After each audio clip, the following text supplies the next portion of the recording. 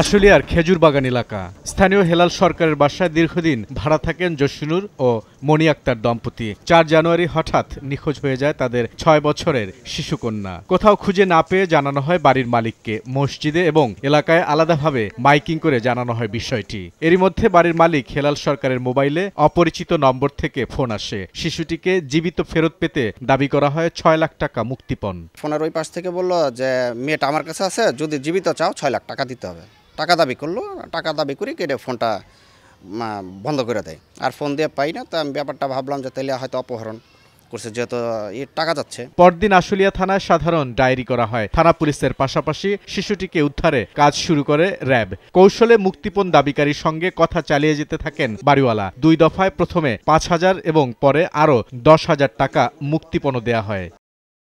বিকাশের দোকানের তথ্য নিয়ে এ ঘটনায় জড়িত রাকিব নামে একজনকে গ্রেফতার করেছে র্যাব। সংস্থাটি বলছে, চকলেটের লোভ দেখিয়ে শিশুটিকে ডেকে নিয়ে যায় প্রতিবেশী রাকিব। শারীরিক নির্যাতনের বিষয়টি জানাজানি হতে পারে এই ভয়ে শিশুটিকে শ্বাসরোধে হত্যা করা হয়।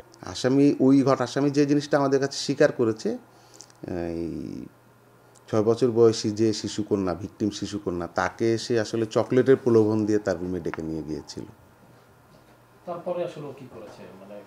তারপরে জিজ্ঞাসাবাদে যে জিনিসটা আমরা জেনেছি এবং আমরা যেটা তার ওই সময়কার কার্যক্রম মুভমেন্ট পর্যালোচনা করে বোঝা গেছে যে আসামিকে ডেকে নিয়ে আসামি ভিকটিমকে ডেকে নিয়ে তাকে সম্ভবত প্রথমে অ্যাবিউজ করে যেহেতু পূর্ব পরিচয়টা গোপন রাখার জন্য আসামিকে হত্যা করে আসামির খাটের নিচে রক্ষিত একটি ট্রাভেল ব্যাগের মধ্যে লাশটি গুম করার জন্য উদ্দেশ্যে ওইখানে প্রথমে সে রেখে দিয়ে খাটের নিচে আবার ওই ব্যাগটি রেখে দেয়। পরবর্তীতে যখন দেখা গেছে যে আসামির ভাষ্যমতে 11:30 থেকে 12টার মধ্যে একটা টাইম, যখন অন্যান্য বসবাসরত লোকজন শীতের কারণে হোক বা ঘুমানোর কারণে হোক যে দরজা জানলা বন্ধ করে দিয়েছে, তখন ওই ট্রাভেল ব্যাগটি নিয়ে ব্যাগ থেকে লাশটি বের করে পার্শ্ববর্তী যে সুয়েরাজ যে ট্যাঙ্কি ছিল ওই ট্যাঙ্কির মধ্যে রেখে দিয়েছে।